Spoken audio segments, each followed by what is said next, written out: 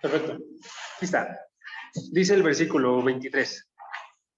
Y no solo ella, haciendo referencia a la creación, ¿sí? No solamente la creación sufre, sino que también nosotros mismos, que tenemos las primicias del Espíritu, aún nosotros mismos gemimos en nuestro interior. Este gemido es como cuando tú estás sufriendo, estás teniendo un grito interior en este caso, ¿no? Aguardando ansiosamente la adopción como hijos, la redención de nuestro cuerpo. Porque, versículo 24, porque en esperanza hemos sido salvados. Dice el versículo 24, pero la esperanza que se ve no es esperanza. Pues, ¿por qué esperar lo que uno ve? Pero si esperamos lo que no vemos, con paciencia lo aguardamos. ¿Ok? Ese es nuestro pasaje para el día de hoy. La semana pasada observamos que la creación comparte los sufrimientos del hombre por la caída. La creación toda es como que se personifica, como si fuera todo un conjunto y tuviera pensamientos. Y se nos dice, esa creación sufre, tiene un dolor, tiene un anhelo de que escape de esa esclavitud, ¿no? Pero la creación no sufre tampoco de una forma inútil, sino que la creación tiene una esperanza, se nos decía en los versículos anteriores.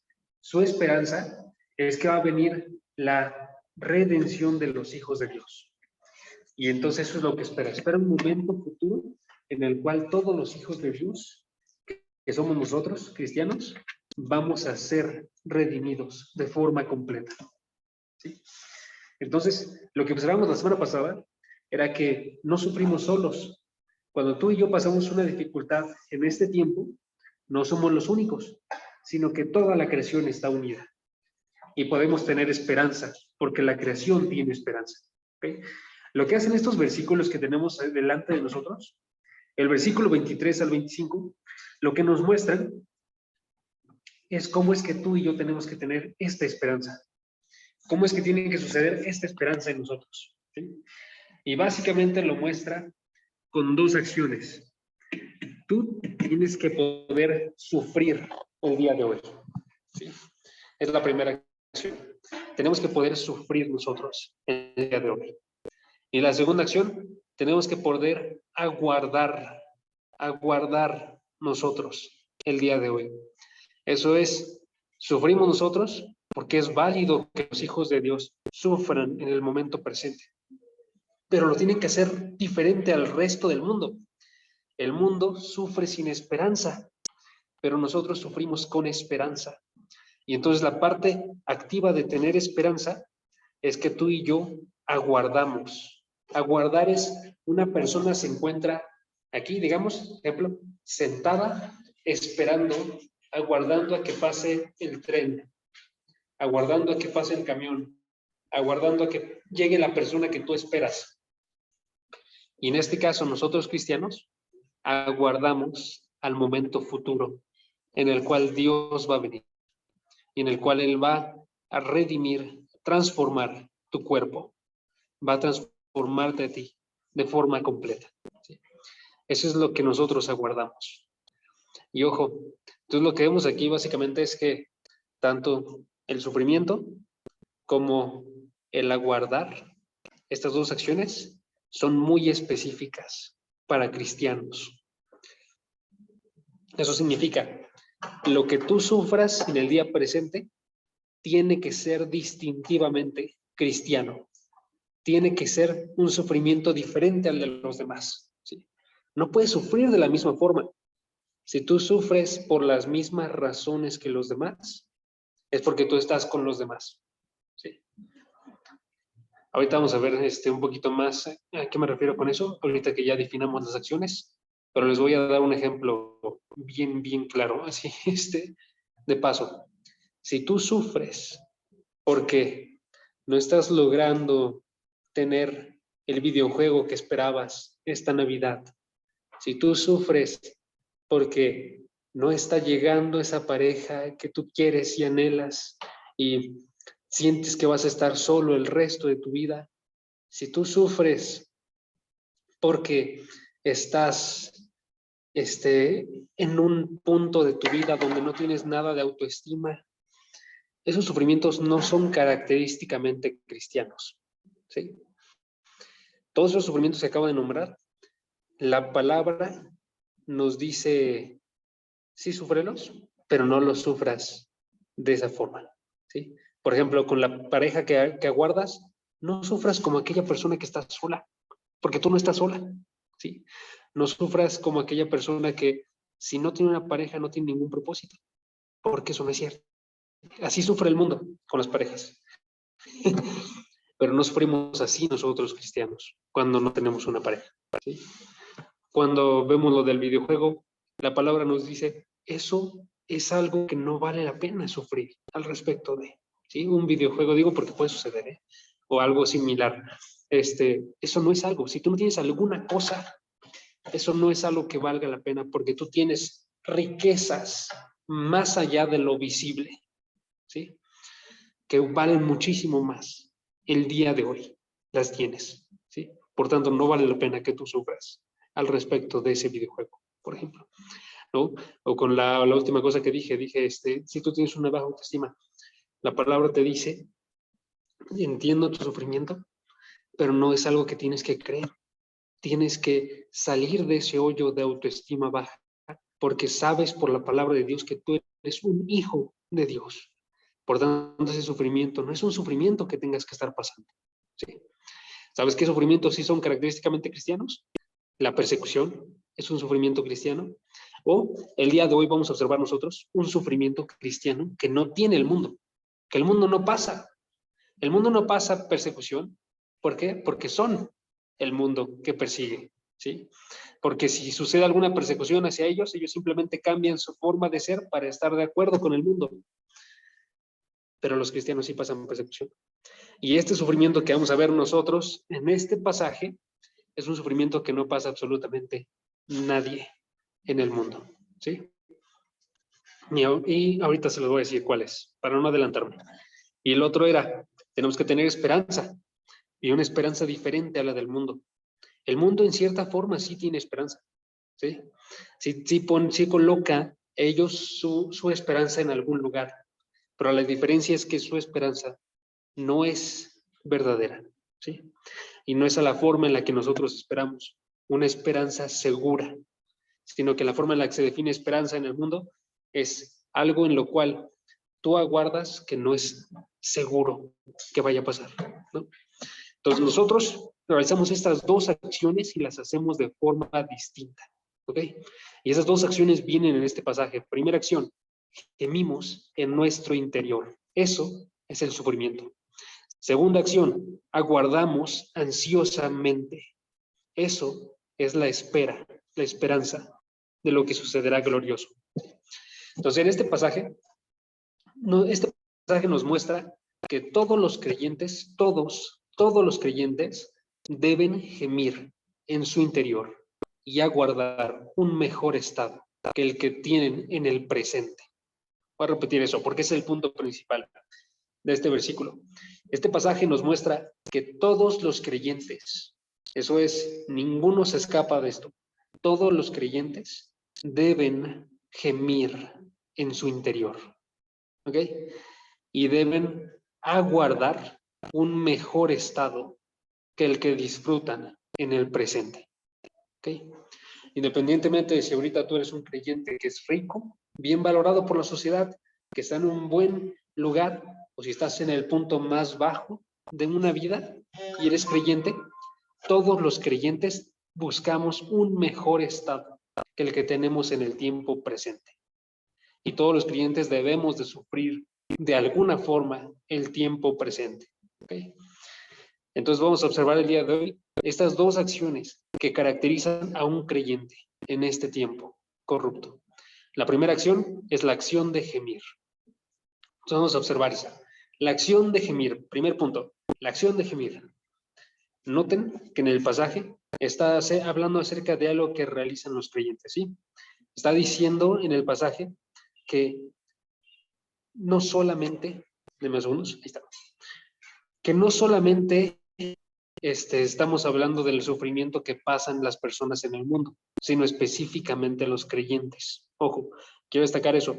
Las personas del mundo también sufren, también tienen un gemido, también están pasando por dificultades. Los no creyentes ven las consecuencias de la caída del mundo. Pasan por la muerte, pasan por enfermedades, pasan por desastres naturales, ¿sí? Los no creyentes también sufren, ¿sí? También, en este caso, están gimiendo, pero no sufren a la misma medida que nosotros. ¿Okay? Y quiero que noten eso. Sufren parte, sufren lo que ven inmediatamente. Cuando tú y yo no estábamos en la iglesia, si a nosotros, por ejemplo, nos daba una enfermedad, ¿qué sufríamos? Sufríamos la enfermedad, sufríamos el estar pasando por esas dificultades. Si pasamos por pobreza, sufríamos la pobreza, ¿sí? Pero no veíamos la plenitud de ese sufrimiento. No veíamos cómo es que detrás de esa pobreza, detrás de esa enfermedad, se encuentra el pecado.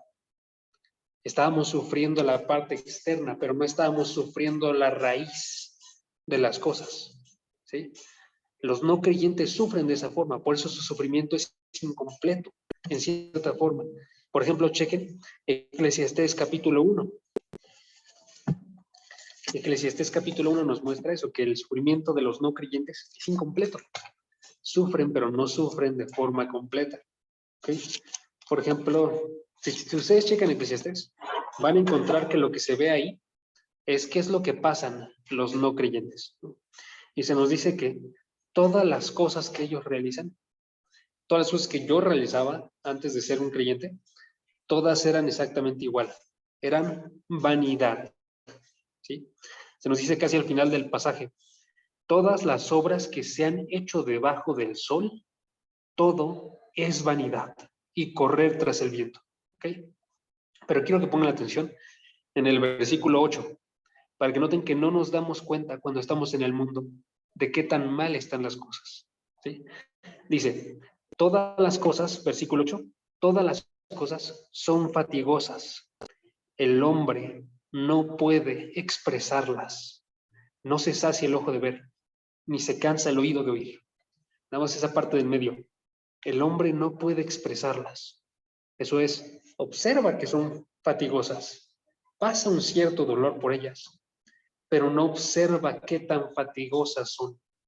No puede expresar ni entender qué tan fatigosas son las cosas, separados de Dios. ¿Sí? Hay gente en el mundo que le está yendo muy, muy, muy mal y no se da cuenta que está lejos de Dios y que eso es la parte más fea de lo que está pasando. ¿Sí? Hay gente en el mundo que está yendo muy, muy bien y tienen dinero y tienen casas y tienen relaciones y no se dan cuenta qué tan fatigoso es lo que están pasando ellos. Y piensan que el peor de los males de tener tanta riqueza es que sigues teniendo un vacío, pero no se dan cuenta, es porque no está Dios ahí. ¿Sí? No se gime, no se sufre de la misma forma. Los cristianos tenemos que gemir, pero tenemos que gemir de una forma muy específica, un sufrimiento muy específico. Y ese sufrimiento, si alguien lo quiere colocar, es el sufrimiento de saber que todavía estamos alejados de Dios. Esa es la forma en la que más lo puedo resumir. Todavía estamos alejados de Dios. ¿Por qué? Porque estamos en un mundo que vive en pecado, donde la mayor parte de las personas están completamente alejados de Dios. Pero más bien me refiero aquí que porque a pesar de que tú y yo ya somos hijos de Dios, aún así todavía tenemos una cierta lejanía de Dios el día de hoy. ¿Sí? Todavía pecas el día de hoy, todavía caes y te alejas de Dios el día de hoy. ¿Sí? Y esa lejanía la sentimos en nuestro interior y nos hace gemir y sufrir a cada uno de nosotros. Por eso es que cuando tú realizas un pecado, sientes esa necesidad de arrepentirte, de confesárselo a Dios. Y si no la sientes, por eso es que la tienes que buscar, ¿sí? Porque tenemos esa lejanía ahorita con Dios. Y esa lejanía está todavía más marcada porque tu cuerpo literal, tu cuerpo se va a morir. Se va a morir. Tú vas a morir. Yo voy a morir. Ustedes van a morir. A menos que Cristo venga mañana. Pero digo, porque en ese caso sí no moriríamos, ¿no? Pero vamos a morir. Porque tenemos un cuerpo que está corrupto. Iba a decir corrompido, pero no. Está corrupto, ¿no? Un cuerpo que envejece, un cuerpo que se inclina también por eso al pecado.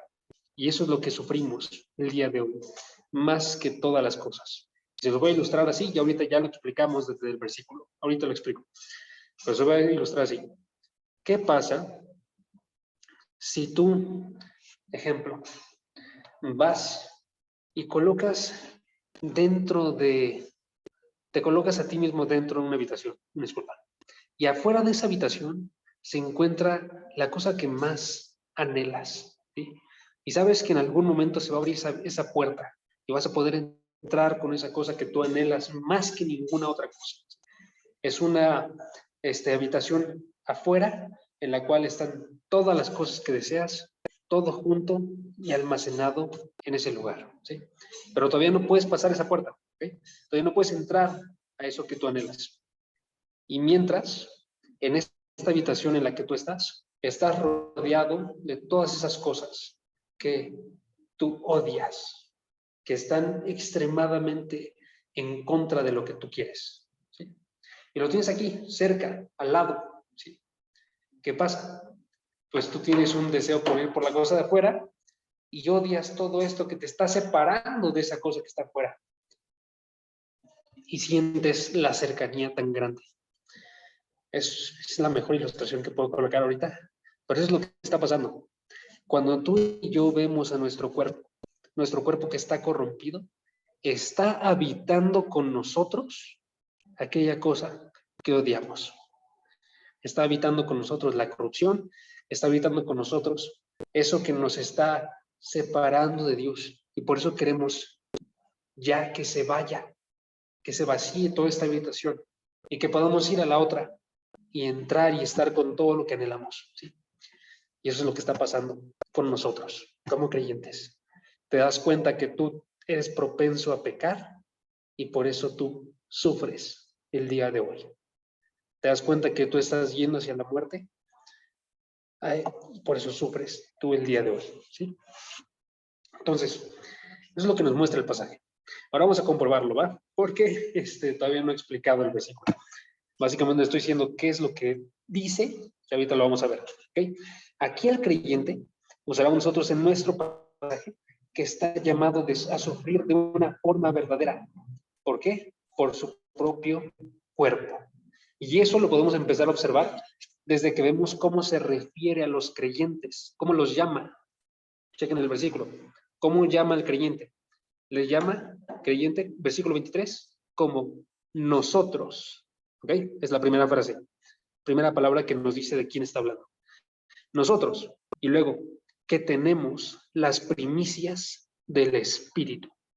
Esa es la forma en la que nombra al creyente. ¿Ok? El de nosotros está bien sencillo. Nosotros está diciendo Pablo, yo que soy cristiano y ustedes que son cristianos. Entonces está claro que está hablando acerca de cristianos. ¿Ok? Pero es bien importante que notemos la segunda frase, la de que tenemos las primicias del Espíritu. ¿Qué significa? ¿A qué hace referencia? ¿Okay? Esta palabra, primicias, hace referencia a la primera parte de una cosecha. Las primicias eran básicamente los primeros cultivos que brotaban en una cosecha. Entonces, ¿te imaginas tú un campo lleno de plantas que están a punto de tener fruto, de tener su cultivo, ¿sí? Y digamos, este campo, tomates, zanahorias, cebollas, papas, todo tipo de plantas, ¿sí? Y entonces empieza a ver unos cuantos colores rojos por ahí, unos cuantos colores naranjas, empiezas a ver unas papas por ahí, ¿sí? Y esos primeros frutos son las primicias, ¿ok? ¿Qué hacen las primicias? Las primicias te anuncian que ya está comenzando el tiempo de cosechar. Ya está comenzando el tiempo. Vamos a ir a recolectar esas plantas esos frutos, perdónenme, y después todos los demás que surjan. Pero ya comenzó el tiempo, ¿sí? Es lo que hace referencia a esta palabra, primicias. Los primeros frutos que anuncian todos los frutos que vienen, ¿sí? Entonces es lo que hace referencia. Y en este caso, esos primeros frutos son la obra de Dios a la que está haciendo referencia. Son las primicias del Espíritu, los primeros frutos de la obra de Dios, ¿ok? ¿Y cuáles son estos primeros frutos? Ojo, podemos traducir este pasaje de dos formas. ¿Sí? Se los voy a dar brevemente. La primera es, tenemos las primicias que es el Espíritu Santo, la primicia que es el Espíritu Santo, o tenemos las primicias que vienen del Espíritu Santo. Primicias que es el Espíritu Santo o primicias que vienen del Espíritu Santo. ¿Okay? Las dos son reales, entonces nada más voy a colocar una unión básicamente de las dos. Si lo que está haciendo referencia es que la primicia es el regalo del Espíritu Santo, entonces lo que está haciendo referencia es que tú y yo, las primeras obras que vemos de Dios es que Él nos envía a nosotros su Espíritu Santo. Ese Espíritu Santo entra en nosotros y ese Espíritu Santo te transforma en una forma hoy en día. Te trae a la vida espiritual. Te permite entender la palabra de Dios, ¿sí? Pero ojo, esa no es la cosecha completa, porque Dios todavía va a hacer cosas en ti. Todavía va a cosecharte, va a cosechar cosas en ti, ¿sí? Aparte de ese Espíritu Santo, falta que Dios te resucite, falta que Dios haga un nuevo cielo y una nueva tierra, falta que Dios habite contigo una eternidad. Entonces, el Espíritu Santo es el primer regalo, el primer fruto que está dando. Y tú lo estás viendo ahí en el campo y estás viendo cómo es que está saliendo un primer tomatito y es el Espíritu Santo que llegó a ti. Y faltan todos los demás regalos, ¿ok? Eso puede ser lo primero que hace referencia. O puede hacer referencia a la primera obra del Espíritu Santo. En otras palabras, las primicias del Espíritu, porque el Espíritu ahorita ya realizó obras en ti, ¿sí? ¿Qué obras realizó? El Espíritu te regeneró, eso es, te trajo a la vida, un nuevo nacimiento. El Espíritu te justificó, te hizo escuchar el Evangelio y lo recibiste. El Espíritu te adoptó, hizo que te llames hijo de Dios.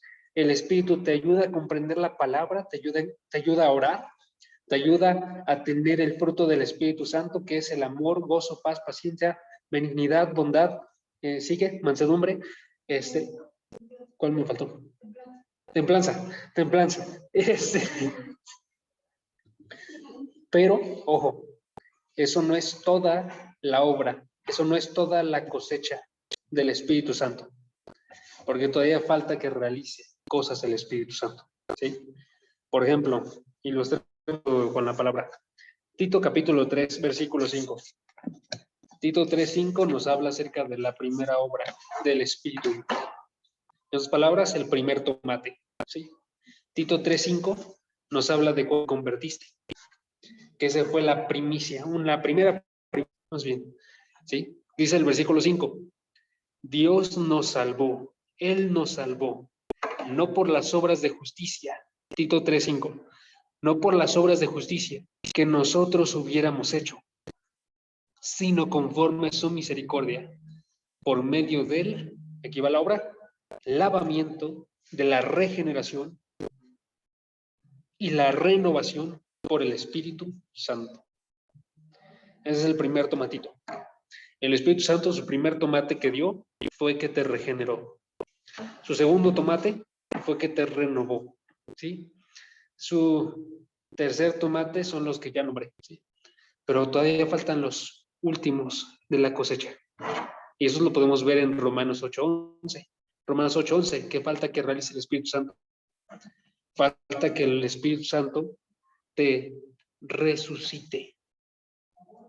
Esas van a ser sus cosechas finales, ¿sí? Romanos 8:11 dice, el mismo reto a Cristo Jesús de entre los muertos también dará futuro, dará vida a tu cuerpo mortal. a sus cuerpos mortales. Eso todavía no lo hace. Todavía falta para esa cosecha. Pero ya tenemos la primicia. Tenemos los primeros frutos. Y todos esos tomatitos están acomodados ahorita en tu cuerpo. ¿Sí? Entonces, cuando este pasaje dice, nosotros que tenemos las primicias del Espíritu, significa o que tú tienes una primera obra de Dios, que te dio el Espíritu Santo, o que tú tienes las primeras obras del Espíritu Santo, que es que Él te trajo a la vida, que es que Él te hizo vivir con la palabra de Dios, ¿sí? Pero todavía falta más de la cosecha, todavía falta más de la cosecha, ¿sí? Los cristianos, para este pasaje, somos aquellos que poseemos el inicio de la obra de Dios, aquellos que poseemos el inicio de la obra de Dios y con los que va a terminar esa obra en el futuro. Eso es, tienes el inicio de la obra de Dios, pero todavía te falta parte de la obra, todavía no ha terminado contigo, porque falta que te corrija cosas, falta que te transforme de forma completa, ¿sí? Ok, ahora ojo, entonces ya regresamos al punto. El punto es que nosotros gemimos. Pregunta, para entonces, ¿por qué gemimos? Porque alguien puede estar pensando, todo lo que estás diciendo ahorita son buenas noticias. Nos estás diciendo hasta ahorita que tenemos al Espíritu Santo y el Espíritu Santo obra fruto en nosotros, ¿sí? Entonces, ¿por qué hay una mala noticia? ¿Por qué gemimos nosotros? ¿Por qué sufrimos el día de hoy? Y sufrimos exactamente por esto. Porque ya tenemos los primeros frutos, pero todavía no tenemos la cosecha completa. Y eso nos hace sufrir, a ti y a mí, ¿sí? Sufrimos porque tenemos los frutos, pero todavía no tenemos la cosecha completa. Y hasta que no tengamos la cosecha completa, no vamos a ser liberados de ese sufrimiento, ¿sí? Vamos a estar sufriendo, y ya ejemplificado, porque estamos inclinados al pecado. Romanos capítulo 7, versículo 18. Vamos a estar diciendo en esta vida, así como Pablo decía en Romanos 7, 18. Pablo dijo, yo sé que en mí, es decir, en mi carne, no habita nada bueno, porque el querer está presente en mí, pero el hacer el bien, no. ¿Sí? Estaba diciendo Pablo, yo sufro porque yo sé que mi carne se inclina al mal, porque a pesar de que ahorita soy creyente y quiero el bien, de todos modos estoy haciendo el mal, ¿sí? O, chequen el versículo 24, Romanos 7:24, miserable de mí, ¿quién me libertará de este cuerpo de muerte? ¿Sí? Es el sufrimiento que tú y yo pasamos. Ese es el sufrimiento característicamente cristiano que no pasa el mundo. El mundo no sufre y dice, ¿quién me librará de este cuerpo de muerte para que no peque? Eso no sufre el mundo, ¿sí? Eso lo sufre el cristiano. No lo sufre el mundo porque el mundo quiere pecar. Y nosotros lo sufrimos porque nosotros no queremos pecar, ¿sí? O vamos a otro pasaje, nada más para comprobar esto. 2 Corintios 5:2. Chequen 2 Corintios 5:2. Y este pasaje utiliza la misma palabra, los gemidos, ¿sí? Pero ahora dice Pablo, en este caso acerca de cómo es que él gime, ¿ok? 2 Corintios 5:2. Pablo hablando dice, en verdad, en esta morada, que es nuestro cuerpo, en este cuerpo y en este tiempo, gemimos, anhelando ser vestidos con nuestra habitación celestial. Eso es otro cuerpo, un cuerpo renovado, un cuerpo transformado, ¿sí? Este pasaje nos revela por qué gemimos los cristianos. ¿Qué es lo que les decía? Porque queremos ser librados de este cuerpo que se inclina al pecado y queremos ser vestidos con un cuerpo que no lo haga, ¿sí? Última cosa de la acción de gemir. Es una acción interna. Chequen el pasaje, Romanos 8:23. Romanos 8:23. Dice el pasaje: nosotros, que tenemos las primicias del Espíritu, aún nosotros mismos gemimos en nuestro interior. Gemimos en nuestro interior. Ojo, ¿qué significa eso? Significa que estamos con ese dolor en lo más profundo de nuestro ser. Y está haciendo referencia probablemente a que está en nuestro corazón. En lo más profundo tenemos ese dolor. O sea, ojo, no es un dolor que sea meramente externo, que tú saques con lágrimas en alguna ocasión, sino es un dolor que está en todo el tiempo en la vida de un cristiano, porque estás anhelando ese tiempo en el cual vas a estar sin pecado, ¿sí? Y eso es lo que tiene que pasar en nosotros. Ahora, damos un punto, una pregunta antes de que acabemos con este punto. Pregunta: ahorita, ¿qué tanto han visto ustedes en sus vidas que suframos por la presencia del pecado? Es una pregunta que la verdad, si yo soy bien honesto, cada quien le va a confrontar de forma distinta y la tienen que reflexionar. Si ustedes sienten dolor por el pecado en el día de hoy, ¿sí? Y si ese dolor es un dolor constante o es un dolor que nada más ven cuando tienen un día malo, un dolor que nada más ven cuando están perdiendo alguna cosa que quieren y anhelan, como el videojuego, como la relación que anhelaban, o si es algo constante y verdadero, ¿sí? Porque todos los días están en pecado, todos los días estamos en pecado, ¿sí? Pregunta: ¿sufrimos en verdad esa realidad? Tenemos que, y tenemos esperanza, porque si la sufrimos, podemos recordar nosotros la bienaventuranza de Mateo 5, bienaventurados los que lloran, porque ellos serán consolados, ¿sí? Pero tenemos que buscarlo el día de hoy. Así que tenemos una tarea el día de hoy, que es básicamente ora a Dios para que te muestre qué tan profunda es la maldad de tu pecado, ¿sí? Desde los pecados más pequeños tenemos que poder sufrirlos el día de hoy. Porque esto les comentaba, esto no es sufrir cuando no tienes cosas, esto no es sufrir cuando no tienes una relación, esto es sufrir aún si estuvieras en la mejor condición socioeconómica y cultural en todo el país. Si eres creyente, aún así tienes que estar sufriendo esto, ¿sí? Es lo que tenemos que hacer nosotros, primeramente. La acción de gemir. Y segundo, la segunda acción es la acción de aguardar. Y esa es la que viene en la segunda mitad de Romanos 8:23. Chequen, Romanos 8:23 dice: y no solo ella, sino que también nosotros mismos, que tenemos las primicias del Espíritu, aún nosotros gemimos en nuestro interior, aguardando ansiosamente la adopción como hijos, la redención de nuestro cuerpo. Okay.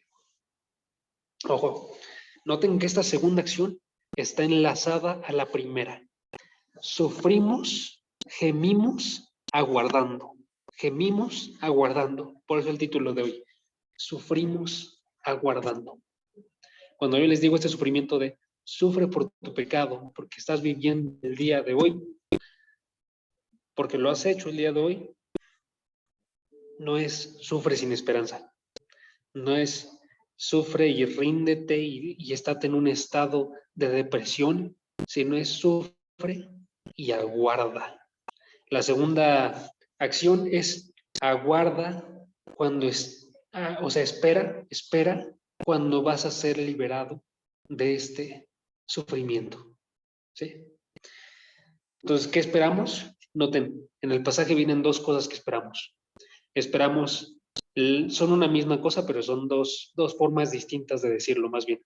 Esperamos la adopción como hijos, primera forma, y luego la redención de nuestro cuerpo, segunda forma.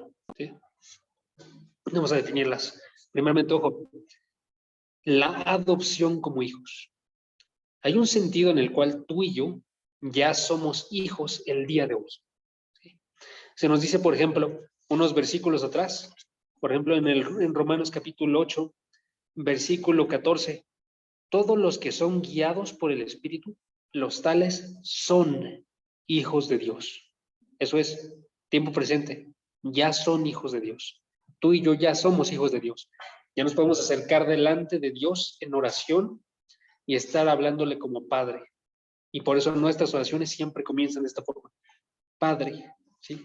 Padre celestial, Padre que estás en los cielos, ¿sí? Tú eres un hijo de Dios. Pero noten que el hecho de que diga aguardamos, esperamos en el futuro la adopción de nuestros cuerpos, significa que estamos esperando ya sea otra adopción o estamos esperando nosotros la plenitud de la adopción. Y eso es lo que significa. Estamos esperando la plenitud de la adopción. ¿Sí? ¿Y esa plenitud cuál es? Esa plenitud es cuando dice el pasaje, la redención del cuerpo. La redención del cuerpo. Chequen, por ejemplo, 1 de Juan 3.2. 1 de Juan 3.2 lo define bastante bien, esto que acabo de decir. Este pasaje, 1 de 3.2, nos dice que ya somos hijos de Dios, pero todavía falta que suceda algo. Dice el pasaje. Lo que falta que suceda es que suceda la redención de nuestro cuerpo. Que este pasaje define cómo vamos a cambiar y se va a manifestar algo que vamos a hacer nosotros. Chequen. 1 de Juan 3.2. Amados, ahora somos hijos de Dios y aún no se ha manifestado lo que habremos de ser. Pero sabemos que cuando Cristo se manifieste, seremos semejantes a Él, porque lo veremos como Él es. Es lo que va a cambiar. Lo que va a cambiar es que tú vas a ser transformado de forma completa para ser como Cristo es el día de hoy. La parte humana, podemos decirlo así, de Cristo ha sido transformada. Y de esa forma, tú vas a ser transformado. ¿Sí? Y eso es bastante lógico, si lo pensamos así. Ahorita no estamos en la plenitud de hijos, porque todavía no somos iguales al único hijo. Tú y yo somos distintos ahorita a este único hijo. Tú y yo todavía pecamos, pero ese único hijo está en los cielos y está brillando y no peca. Y cuando tú y yo seamos transformados a esa imagen, entonces vamos a ser completamente, entre comillas, completamente hijos. ¿Sí? O Filipenses 3:21, que sé si gustan yo se los leo. Filipenses 3:21 dice, Dios transformará el cuerpo de nuestro estado de humillación en conformidad al cuerpo de su gloria, la gloria de Cristo, por el ejercicio del poder que tiene aún para sujetar todas las cosas a Él mismo. ¿Notan este pasaje? ¿Cómo dice lo mismo? Transformará su cuerpo al estado del cuerpo de Cristo. El estado del cuerpo de Cristo. Y eso es lo que tú y yo aguardamos. Yo aguardo el día en que voy a ser transformado a la imagen plena del Hijo Jesucristo. Es algo bien padre, que no en muchas ocasiones decimos, eso es lo que yo aguardo. Pues es lo que tenemos que decir. Tengo que decir yo aguardo ser transformado a la imagen del Hijo Jesucristo. ¿Sí? Ya soy un hijo, entonces ya tengo un derecho que antes no tenía, de ser llamado hijo de Dios. Pero todavía falta que sea liberado de mi cuerpo de humillación.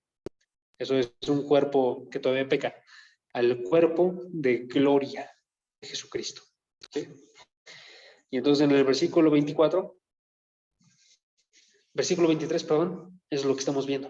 Eso es lo que yo aguardo ansiosamente. Aguardo cuando sea libre de este cuerpo de pecado. ¿Sí? Y ya, lo que es el versículo 24 y 25, que es con lo que terminamos, es que nombra diferente esta palabra aguardar y cambia el nombre por esperanza. En otras palabras, decía en el versículo 23, aguardamos ansiosamente. Y luego en el versículo 24, porque en esperanza hemos sido salvados. Eso es, ahora tengo una esperanza. ¿Ok? Entonces, chequen el versículo 24.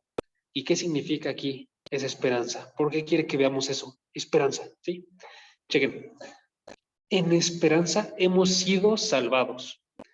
Pero la esperanza que se ve no es esperanza. Pues, ¿por qué esperar lo que uno ve? ¿Ok? Primera cosa que realiza este versículo. Estos dos versículos. Lo primero que realizan es que nos dicen, cuando tú aguardas, tienes que aguardar algo que no ves. ¿Sí? Es esperanza. La esperanza, por definición, es esperar lo que uno no ve. ¿Ok? Tú tienes una esperanza que en este momento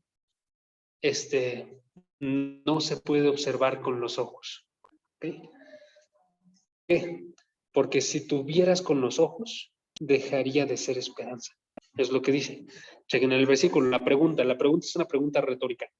Dice, ¿por qué esperar lo que uno ve? Eso no se espera. Si tú lo ves, ya está delante de ti, ya está frente a tus ojos. Entonces no puedes estarlo esperando. ¿Sí? Nos dice, tú aguardas porque tienes una esperanza. Y esa esperanza no la puedes observar el día de hoy. Lección para nosotros. El día de hoy vamos a seguir viendo faltas. Vamos a seguir viendo errores. Eso no significa que estén bien. Significa que tienes que luchar con ellos, pero que aún así van a haber fallas. ¿Ok? Y eso es parte de nuestra vida cristiana. Nosotros tenemos esperanza. ¿Por qué? Porque desde el inicio de nuestra vida siempre hemos vivido en esperanza. Y hasta el final de nuestra vida siempre vamos a estar viviendo en esperanza. ¿Okay? Este pasaje dice, en el inicio de tu vida fuiste salvado con esperanza. Chequen el versículo 24. En esperanza hemos sido salvados. Este pasaje nos dice que al momento de tu conversión, tú tuviste no solamente fe, también tuviste esperanza. Y de hecho están bien unidas, porque tuviste fe en que Cristo murió por tus pecados y tuviste esperanza en que Cristo va a salvarte de una eternidad en el infierno y te va a dar una eternidad junto con Dios. Y esos dos estuvieron en el momento en el que te convertiste. En ese momento de conversión, tú dijiste, yo creo que el Hijo Jesucristo murió por mis pecados y creo que yo viviré una eternidad en los cielos. ¿Sí? Y así tienes que actuar el día de hoy. El día de hoy tienes que, yo aguardo el tiempo cual no pecar, a pesar de que no lo veo. Tengo esa esperanza en Dios. ¿Sí? Y el versículo 25, pero si esperamos lo que no vemos, con paciencia lo aguardamos. Esta parte es bien, bien importante. Porque si notaron hasta lo que dije en el versículo pasado, podríamos decir, entonces peca, siéntete libre, ¿sí? Muévete y haz lo que tú quieras, porque la esperanza es futura, no es presente, ¿sí? Pero este pasaje no nos deja que suceda eso. Este versículo, esta segunda idea que trae, es que si tú tienes esperanza de lo que va a suceder en el futuro, en este momento presente, tú perseveras, tú actúas, ¿sí? Es lo que dice el pasaje. Cuando dice, con paciencia lo aguardamos, con paciencia. Esa palabra, paciencia, es una palabra que puede ser traducida también perseverancia. Es la palabra que cita de forma constante Andrés cuando dice aguante y resistencia alegre. ¿Se acuerdan ustedes de eso? Esa es la palabra, ¿sí? Porque cuando hace referencia aquí a paciencia, es paciencia en el sentido de los sufrimientos, tú los agarras y luego continúas corriendo y continúas avanzando y no te quedas donde estás, ¿sí? Es la misma palabra que se ocupa en Hebreos 12:1, se los leo porque ya me quedé sin tiempo. Hebreos 12:1 se nos dice, corramos con perseverancia la carrera que tenemos por delante. Este pasaje dice, ¿tú esperas esa eternidad con gloria donde no vas a pecar? Ok, el día de hoy, corre con paciencia, corre con perseverancia, toma esa carrera y empieza a luchar en contra del pecado y empieza a ir en contra de todo lo que va en contra de tu vida con Dios, ¿sí? Y también se dice esta palabra en Apocalipsis, cuando se nos dice que todo el sufrimiento y toda la persecución del pueblo de Dios son llamamientos de paciencia y de fidelidad. En otras palabras, son oportunidades para que tú el día de hoy muestres que tienes esa esperanza. Cuando tú el día de hoy estás luchando en contra del pecado, estás mostrando que sí esperas eso futuro. Entonces ya leemos con esos lentes estos versículos y puedo parafrasearlo de esta forma. Entonces, porque en esperanza hemos sido salvados, eso es, cuando fui salvado, yo esperaba esta redención final, ¿sí? Y no la veo el día de hoy, ¿sí? Pero como la espero, entonces con paciencia actúo el día de hoy. La busco y así espero el día de hoy. Entonces noten, el cristiano no espera sin acciones, sino espera activamente, ¿sí? Y es lo que vemos al final. Entonces, cuando tú sufres por el pecado que todavía sigue en ti, tú sufres por el cuerpo que todavía va a morir en tu ser, y cuando tú aguardas y esperas el futuro, tú actúas lo que puedes hacer. Tú vas en contra de este pecado, ¿sí? Y es lo que observamos en este pasaje, en estos versículos, ¿sí? Entonces, hermanos, si lo estoy viendo esto, son versículos bastante complicados. A mí me tomaron bastante lograr entenderlos. Y son versículos que en primera instancia no parecen muy prácticos, si no soy bien honesto. Pero sí lo son. Lo son porque estos llegan hasta el punto más interno de cada uno de nosotros.